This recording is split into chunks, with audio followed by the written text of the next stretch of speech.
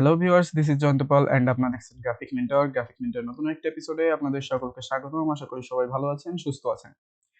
So basically আমরা একটা series continue করতেছি বা প্লেলিস্ট কন্টিনিউ করতেছি, যেটা হচ্ছে এ টু জেড ফটোশপ। ফটোশপে এই পর্যন্ত আমরা 2টা টিউটোরিয়াল দেখছি এবং আজকেরটা হচ্ছে প্রেফারেন্স বা হচ্ছে ফটোশপের যে সেটিংসগুলো আছে সেইগুলো কোনটা করলে সব থেকে ভালো হবে as a graphic designer. So চলুন কথা না বাড়িয়ে শুরু করা যাক আজকের video. Let's start. Okay, first of all আমরা হচ্ছে ফটোশপটা ওপেন করব। সো ফটোশপ যে ভার্সনটা ইউজ করতেছেন সেটা ওপেন করবেন। আমি 2022টা ইউজ করতেছি, সো 2022টা আমি ওপেন করলাম। ওকে, দেন আপনাদের সামনে এই টাইপের একটা হচ্ছে ইন্টারফেস শো করবে। এই ইন্টারফেস থেকে দেখেন ফার্স্টেই আপনারা এই টাইপের একটা ইন্টারফেস পাবেন প্রথম যখন ফটোশপ ওপেন করবেন।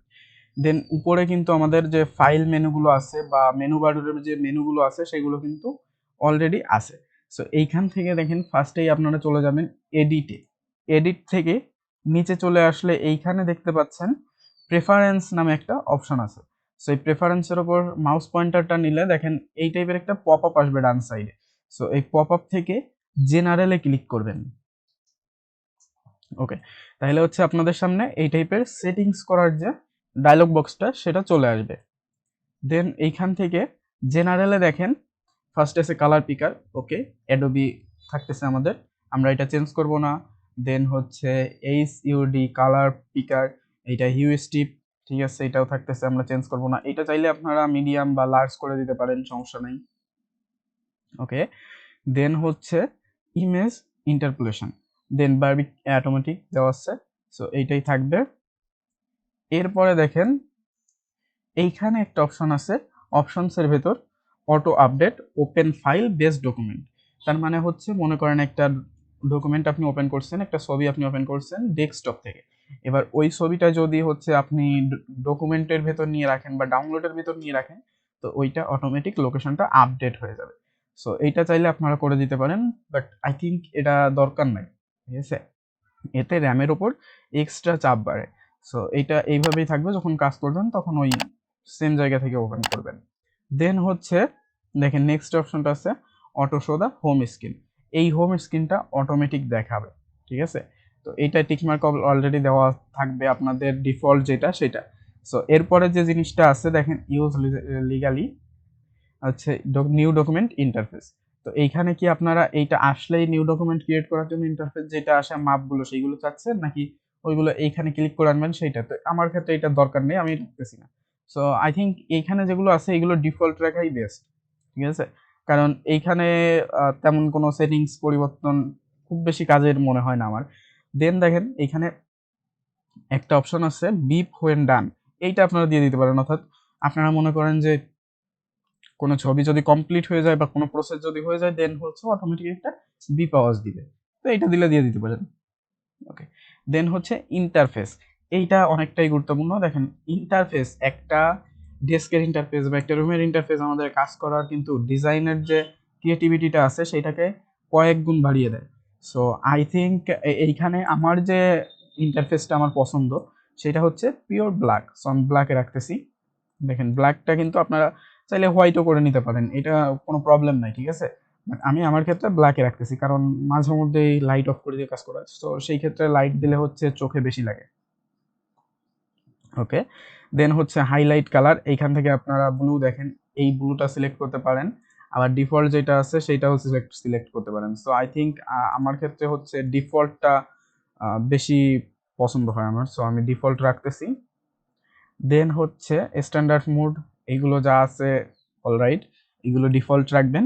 দেন হচ্ছে দেখেন পার্সোনালাইজেশনে এইখানে কিছু বিষয় আছে যে ইউআই ল্যাঙ্গুয়েজ, অর্থাৎ আমাদের যে ইন্টারফেসের যে ল্যাঙ্গুয়েজটা, ইউজার ইন্টারফেসের যে ল্যাঙ্গুয়েজটা সেটা কোনটা হবে, তো ইংলিশ ইন্টারন্যাশনাল রাখবেন। দেন হচ্ছে স্কেলিংটা অটো রাখবেন।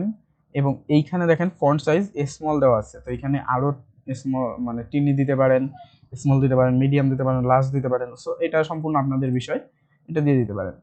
দেন হচ্ছে অপশন আছে এইখানটার ভিতর, অর্থাৎ অ্যাপিয়ারেন্সের ভিতর option show characters, show channels in colour, অর্থাৎ কালার চ্যানেল দেখাতে পারবে। এরপর dynamic colour. So I think tick দিয়ে দিলাম, সমস্যা নেই এটা, ঠিক আছে। দেন হচ্ছে ওয়ার্ক স্পেস। সো ওয়ার্ক স্পেসটা হচ্ছে মূলত আমাদের যে ওয়ার্কের যে জায়গাটা আছে, অর্থাৎ কাজ করার পর নিউ ডকুমেন্ট ক্রিয়েট করার পর যে জায়গাটা আছে সেইটা কোন টাইপের হবে, অর্থাৎ টুলসগুলো কেমন থাকবে, কিভাবে কি, এইটা নিয়েই। সো এইখানে দেখেন অটো ক্যাপসলক আইকনিক প্যানেল, অর্থাৎ ক্যাপসলক অন করা থাকলে যেমনটা দেখায় সেইভাবে থাকবে নাকি নর্মাল থাকবে সেইটা। দেন হচ্ছে এইগুলো যা আছে তাই রাখবেন, এইগুলো চেঞ্জ করবেন না। এরপরে দেখেন align UI according to operating system. তো এইটা হচ্ছে অপারেটিং সিস্টেমের সাথে, মনে করেন আমার অপারেটিং সিস্টেমটা এই বরাবর আসে, তার মানে হচ্ছে আমাদের যে ইয়াগুলো, যে টুলগুলো বা যে জিনিসগুলো আছে সবগুলো এই মানে গা লেগে থাকবে এইখান থেকে, ঠিক আছে। সো ডিসপ্লের একেবারে বর্ডার থেকে থাকবে। সো আই থিঙ্ক এটা না করাই বেটার। দেন হচ্ছে এনেবল ন্যারো অপশন বার, সো এইটাও টিকমার্ক না দেওয়াই বেটার। দেন হচ্ছে টুলবারে যাব আমরা, দ্যাট মিনস আমরা ওয়ার্ক স্পেসে এইখানে সব কিছু ডিফল্ট রাখবো, ঠিক আছে। দেন দেখেন এইখানে আমরা টুলে যদি একটু যাই, টুলে দেখেন show tool tips, that means হচ্ছে টুলের ওপর মাউস নিলে যে টিপসগুলো দেয়, অর্থাৎ পপ আপ যে শো করে যে কোন টুলের কী কাজ এবং শর্টকাট কী, সেইটা শো করবে কিনা। দেন হচ্ছে রিস টুল টিপস, তার মানে হচ্ছে কি আমাদের টুল টিপসের ভেতরে, অর্থাৎ রাইট ক্লিক করে আমরা যদি একটু মানে যে ক্যাটাগরিটা আছে ওই ক্যাটাগরির ভিতর যে সাব টুলগুলো আছে সেই সাব টুলের উপর দিলেও কিন্তু আমাদের কাজগুলো দেখা দেয়, সো এটা দেখাবে কিনা। দেন হচ্ছে এনেবল জেস্টার্স, তারপরে হচ্ছে মোটামুটি এইগুলো যা আছে আমি আই থিঙ্ক আমরা এগুলো ডিফল্টই রাখতে পারি। দেন হচ্ছে দেখেন এরপরের যে অপশনটা আছে হিস্ট্রি লগ, এইখানে আমাদের কিছু কাজ আছে। দেখেন ভুলেও এই জিনিসটা আপনারা টিকমার্ক দিবেন না, তাইলে হচ্ছে কি হবে, আপনাদের হিস্ট্রি অর্থাৎ ক্যাশ ফাইল অতিরিক্ত জমা হবে পিসিতে, এবং ফটোশপের যে কাজের গতি সেটা কিন্তু কমে যাবে। দেন হচ্ছে দেখেন ফাইল হ্যান্ডেলিং আছে, এইখানে কিছু অপশন আমাদের কাজ করতে হবে। দেখেন ফার্স্টেই হচ্ছে আমি যে জিনিসটা কাস্টমাইজ করি, এইটাই আমি সব থেকে বেশি কাস্টমাইজ করি কাজ করার ক্ষেত্রে। কারণ দেখেন এইখানে অটোমেটিক্যালি সেভ রিকভারি ইনফরমেশন, মনে করেন আপনি পিসি ইউজ করতেছেন এবং আপনার ব্যাকআপ সিস্টেম নাই পিসিতে, অর্থাৎ ইলেকট্রিসিটি চলে গেলে ইলেকট্রিসিটির জন্য কোনো ব্যাকআপ সিস্টেম নাই। তো সেই ক্ষেত্রে হচ্ছে এইখানে 10 মিনিট না দিয়ে যদি আপনি 5 মিনিট দিয়ে দেন, তার মানে কি 5 মিনিট পর পর অটো সেভ হইতে থাকবে। পরবর্তীতে যখন আপনি পিসি অন করবেন তখন রিকভার নামে একটা পপ আপ শো করবে ফটোশপ ওপেন করলেই। সো ওইটা ক্লিক দিলে আপনার ফাইলটা যে পর্যন্ত কাজ করছিলেন সেই পর্যন্তই চলে আসবে। সো আই থিঙ্ক এটা 5 মিনিট করে রাখাটাই বেটার, এবং আমি 5 মিনিটই করে রাখি। দেন হচ্ছে এইখানে আরেকটা ইম্পর্টেন্ট সেটিং আছে, সেটা হচ্ছে দেখেন এইখানে রিসেন্ট ফাইল লিস্ট কন্টেন্টস, তার মানে আপনারা যখন রিসেন্ট ফাইল কাজ করলেন, মনে করেন 10টা 5টা কাজ করেছেন, সেই 10টা 5টা কাজ কিন্তু পরবর্তীতে যখন ফটোশপ ওপেন করবেন এইখানে শো করবে যদি এই অপশনটা চেঞ্জ না করেন। তো আই থিঙ্ক এইগুলো যারা হচ্ছে লো কনফিগারের পিসি ইউজ করে তাদের ক্ষেত্রে দরকার নাই, এবং যারা হচ্ছে প্রো লেভেলের ইউজার তাদের ক্ষেত্রে দরকার নাই, ঠিক আছে। বা একটু হ্যাভি ইউজার, অনেক কাজ করা হয় ফটোশপে, ব্যাকআপ ফাইলগুলো অত বেশি দরকার না, তো তাদের ক্ষেত্রে এগুলো দরকার নাই, ঠিক আছে। এগুলো অফ করে দিবেন। তো আমি এখানে সিম্পলি 0 করে দিচ্ছি, কারণ আমার এতগুলো ফাইল লাগে না কখনো, আমি রিসেন্ট ফাইল তেমন ইউজ করি না, যেগুলো সেভ করে থাকে আমি ওইখান থেকে ওপেন করে নিই। ওকে, দেন হচ্ছে এক্সপোর্ট। এক্সপোর্টে দেখেন কুইক এক্সপোর্ট ফরম্যাট পিএনজি দেওয়া আছে, তো এটা পিএনজি রাখবেন, এবং এইখানে ট্রান্সপারেন্সি টিকমার্ক দেওয়া থাকবে, এবং এইখানে চাইলে আপনারা স্মলার ফাইলটা টিকমার্ক দিতে পারেন, কারণ পিএনজি ফাইল সাধারণত অনেক বড় হয় যদি আপনারা ওয়েবসাইটের ক্ষেত্রে, অর্থাৎ আপনি যদি ওয়েব ডিজাইনার হয়ে থাকেন এবং টুকটাক ফটোশপের কাজ করে লাগে, তো এই ক্ষেত্রে আপনি স্মলার ফাইল 8 বিট দিয়ে রাখতে পারেন, কারণ ওয়েবসাইটে আমার জানা মতে খুব কম সাইজের ফাইল আপলোড করাটাই বেটার, কারণ ওইটা লোড নিতে সময় কম নেয়, ঠিক আছে। সো আমার যেহেতু দরকার নাই, সো আমি এটা টিক মার্ক দিচ্ছি না। দেন হচ্ছে quick export location ask every time, এটা দিয়ে রাখবেন। দেন হচ্ছে দেখেন quick export meta data, so copyright contact information চাইবে না, এখানে নাম দিয়ে রাখবেন। পরবর্তীতে যদি কখনো দরকার হয় তখন আপনারা মেটাডাটা দিয়ে দিতে পারেন, কারণ আপনি মনে করেন যে একটি ক্লায়েন্টের কাজ করছেন, সো তাকে আপনার মেটাডাটাটা দিয়ে দিলেন, বা আপনার ডকুমেন্টসের যে ডিটেলসগুলো আছে সেগুলো দিয়ে দিলেন। সো সেই ক্ষেত্রে কিন্তু তার ওয়েবসাইটে আপলোড করলে বা সব ওয়েবসাইটে আপলোড করার ক্ষেত্রে নাও নিতে পারে, কপিরাইট ধরতে পারে। সো এটা মেক শিওর করবেন যে না না। ওকে, কনভার্ট টু এসআরজিবিতে টিকমার্ক দেওয়া থাকবে।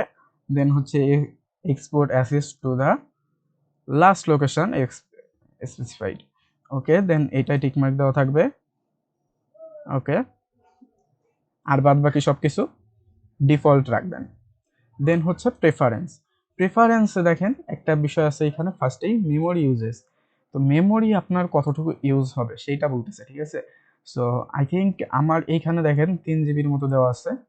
সো আপনারা চাইলে এখানে বাড়ায়ও দিতে পারেন, আবার এখানে চাইলে কমায়ও দিতে পারেন। এইটা হচ্ছে আপনার র্যাম কত জিবি পর্যন্ত ইউজ হবে ফটোশপের জন্য। সো দেখেন আমি যদি 3 জিবি র্যাম দিই এইখানে ফটোশপে, বা 4 জিবি র্যাম দিই, সো আমি 4 গুণ হচ্ছে 1024 দিয়ে গুণ করলাম, দেন হচ্ছে 4096। সো আমি 4096 যদি এখানে বসাই দিই, ওকে 4096 আমি বসাই দিলাম, তার মানে আমার ফটোশপটা জাস্ট 4 জিবি র্যাম ইউজ করবে তার কাজের জন্য। সো এরপরে যে জিনিসটা আছে দেখেন, এইখানে ডান সাইডে দেখেন গ্রাফিক প্রসেসর সেটিংস, অর্থাৎ আপনার যদি ডেডিকেটেড কোনো গ্রাফিক্স কার্ড থাকে, তো আমার কিন্তু আছে এনভিডিয়া একটা গ্রাফিক্স কার্ড আছে G4 GT 1030। সো এটা আমি ইউজ করতেছি, যার কারণে হচ্ছে আমার কিন্তু এখানে শো করতেছে। আপনার যদি না থাকে তাহলে ডেডিকেটেড যে গ্রাফিক কার্ডটা থাকে প্রসেসরের সাথে সেইটাই, সরি ইন্টিগ্রেটেড যে গ্রাফিক্স কার্ডটা থাকে প্রসেসরের সাথে সেইটা শো করবে এবং সেইটা দিয়েই কাজ হবে। দেন হচ্ছে এইখানে দেখেন হিস্ট্রি অ্যান্ড ক্যাশ, তো এই যে এইখানে যে জায়গায় যা আছে সেটাই রাখবেন, এরপরে নিচেরটাও সেম রাখবেন, চেঞ্জ করবেন না। দেন দেখেন হিস্ট্রি স্ট্যাটাস, তো এইখানে চাইলে আপনারা এইটা কম করে দিতে পারেন, ঠিক আছে। এইটা হচ্ছে কন্ট্রোল অল্টা জেড দিয়ে যে আমরা আন্ডুটা করি, সেই আন্ডুটা কত পর্যন্ত হবে, তো আমি 25টা পর্যন্ত রাখতেছি। দেন হচ্ছে ক্যাশ লেভেল কত এমবি পর্যন্ত ক্যাশ ইউজ করতে পারবে ফটোশপ, সেইটা আমি 3 MB দিয়ে দিলাম। দেন হচ্ছে ক্যাশ টোটাল সাইজ 1024 কিলোবাইট, ওকে আমি 28 করে দিচ্ছি, তাতে কাজের গতিটা একটু বেশি হবে। দেন হচ্ছে search disk, okay just C ড্রাইভে সার্চ করবে, তো এখান থেকে আপনারা সবগুলো টিক মার্ক দিয়ে দিবেন, ঠিক আছে। দেন হচ্ছে কার্সর, এইখানে দেখেন পেইন্টিং কার্সর একটা আছে, আদার কার্সর এবং ব্রাশ প্রিভিউ। তার মানে হচ্ছে ব্রাশটা যদি আপনারা কিবোর্ড দিয়ে কন্ট্রোল করেন সেই ক্ষেত্রে হচ্ছে ব্রাশের কালারটা কি হবে সেটা বোঝাচ্ছে, ঠিক আছে। সো এইখানে যেগুলো যা আছে ডিফল্ট রাখবেন, আমি সাজেস্ট করব না যে এগুলো পরিবর্তন করেন। দেন ট্রান্সপারেন্সি অ্যান্ড গ্রিড, তো এইটাই থাকবে, আপনারা চাইলে এইখান থেকে চেঞ্জ করতে পারেন, ঠিক আছে। সো এইটা কোনো প্রবলেম না। এইটা হচ্ছে আপনার পিছনের ব্যাকগ্রাউন্ড যদি ট্রান্সপারেন্ট থাকে, তো সেই ক্ষেত্রে হচ্ছে কি থাকবে এটা বোঝাচ্ছে। দেন হচ্ছে দেখেন এইখানে চাইলে আপনারা কালারটা চেঞ্জ করে দিতে পারেন যে কোন কালারের হবে। দেন হচ্ছে ইউনিট অ্যান্ড রোলার্স, সো এইটা একটু গুরুত্বপূর্ণ আছে, কারণ দেখেন এইখানে ইউনিট পিক্সেল বরাবর এবং টাইপ পয়েন্ট বরাবর, ওকে রাখলাম, সমস্যা নাই। তো এরপরে যে জিনিসটা আছে দেখেন এইখানে আমাদের প্রিন্টার রেজুলেশন দেওয়া আছে। প্রিন্ট রেজুলেশন বলতে বোঝাচ্ছে হচ্ছে আপনার প্রত্যেকটা প্রিন্টে অর্থাৎ 300 মিনিমাম যে প্রিন্ট রেজুলেশন হবে সেটা 300 দেওয়া আছে পিক্সেল পার ইঞ্চিতে, আর স্ক্রিন রেজুলেশন হচ্ছে 72 দেওয়া আছে। সো এটা ডিফল্ট থাক, আমরা নিউ ডকুমেন্ট ক্রিয়েট করা দেখছি, ওই ভিডিওটা যদি কেউ না দেখে থাকেন তাহলে আমি আই বাটনে লিঙ্ক দিয়ে দিব, ওইখান থেকে দেখে নেবেন, তাইলে বুঝতে পারবেন যে এই রেজুলেশনের বিষয়টা কি আসলে। দেন হচ্ছে দেখেন guide and greed and slice, তো এইখানে দেখেন গাইড আছে সায়ান কালারের, তো এইটা আমি সাজেস্ট করব যে এইটা চেঞ্জ করে দিবেন। আমি সাজেস্ট করব আপনারা অন্য একটা কালার দিবেন, যেটা সাধারণত দেখেন আমি যদি এইখান থেকে ইয়েলো দিই তাহলে কিন্তু সাদার ওপর দেখাবে না, দেন হচ্ছে মিডিয়াম ব্লু দিলে কালোর ওপর দেখাবে না। তো দেওয়া যেতে পারে কি দেখেন এইখান থেকে যদি আমি এই গ্রিন কালারটা দিয়ে দিই তাহলে কিন্তু মোটামুটি সব জায়গায় দেখাবে। দেন হচ্ছে দেখেন এইখান থেকে আপনারা আপনাদের ইচ্ছা মতো কাস্টমাইজ করে নিতে পারেন আসলে বিষয়টা কি। দেখেন এটা আর্টবোর্ড লাইট ব্লু কালার, দেন হচ্ছে অর্থাৎ আর্টবোর্ডের উপর গ্রিডটা কি কালার দেখাবে। দেন হচ্ছে এইখানে দেখেন স্লাইস, তো এইখান থেকে কিন্তু আপনারা কালারগুলো সিলেক্ট করে দিতে পারেন বা চেঞ্জ করে দিতে পারেন। এরপর প্লাগইন, যেহেতু আমরা ফটোশপে কোনো প্লাগইন ইউজ করতেছি না, সো এগুলো ডিফল্ট থাকুক, সমস্যা নাই। আর এইখানে পাসওয়ার্ডটা এনাবেল হচ্ছে, পাসওয়ার্ড দিলে হচ্ছে আপনার ফটোশপে যখন ওপেন করবেন তখন হচ্ছে পাসওয়ার্ড লাগবে। দেন টাইপ টুলে একটু কাজ আছে, দেখেন টাইপ টুলে কিছু কিছু ক্ষেত্রে আপনারা যদি একটু ব্যাকডেটেড ভার্সন ইউজ করেন বা এর একটা ভার্সনও আগে যান অর্থাৎ 2021-এ যান, সেই ক্ষেত্রে কিন্তু হচ্ছে আপনাদের এইখানে দুটো অপশন দেখাবে, ইস্ট এশিয়ান এবং মিডল ইস্ট। তো এইখানে হচ্ছে আপনাদের যেটা থাকবে তার অপোজিটটা করে দিবেন ডিফল্ট অবস্থায়, ঠিক আছে। কারণ এইটা না করলে আপনারা অব্র দিয়ে যখন লিখবেন তখন লেখাগুলো ভাঙা ভাঙা আসবে, ওকে আই থিঙ্ক বোঝাতে পারছি। দেন হচ্ছে এইখান যা আছে সেটাই রাখবো, বাট এইখান দেখেন number of recent font of display, তো এইখানে কিন্তু আপনারা 10 এবং এর পরিবর্তে 20ও দিতে পারেন। সো আমি 15 করে দিব ওইখানে, কারণ আমার ফন্টটা বেশি শো করার দরকার। দেন হচ্ছে 3D তে যা আছে তাই থাকবে, এইখানে আমরা কিছু মানে কিছু চেঞ্জ করব না। সো 3D তে যা আছে সেটাই থাকবে, আমরা কিছু চেঞ্জ করব না। এইখানে ভার্চুয়াল র্যামে মেক শিওর করবেন যে যদি ফুল করা না থাকে তাহলে ফুল করে দিবেন, কারণ এটা হচ্ছে আমাদের ভার্চুয়াল র্যামটা যত বেশি আপগ্রেডেড থাকবে আমরা 3D কাজ তত বেশি করতে পারবো। দেন হচ্ছে দেখেন টেকনোলজি প্রিভিউস, তো এইগুলো সেম থাকবে। এইখানে just enable content aware tracing টুলটা অ্যাক্টিভ করে দিবেন। তো এই ছাড়া আর কিছু না। দেন হচ্ছে ওকে করে দিবেন। ওকে করে দিয়ে ফটোশপটা ক্লোজ করবেন, দেন পিসিটা একবার রিস্টার্ট করবেন, রিস্টার্ট করে আবার কাজ করা শুরু করে দিবেন, কোনো প্রবলেম হবে না। তো আজকের ভিডিওটা এই পর্যন্তই। ভালো থাকবেন, সুস্থ থাকবেন। ভিডিওটি দেখার জন্য ধন্যবাদ। আর চ্যানেলে যদি নতুন হয়ে থাকেন চ্যানেলটাকে সাবস্ক্রাইব করে পাশের বেল আইকনটা প্রেস করে দিবেন, যাতে আমার পরবর্তী ভিডিও নোটিফিকেশন চলে যায় আপনার কাছে সবার আগে, এবং আপনার সময় মতো আপনি যাতে দেখে নিতে পারেন। তো গুড বাই, টাটা।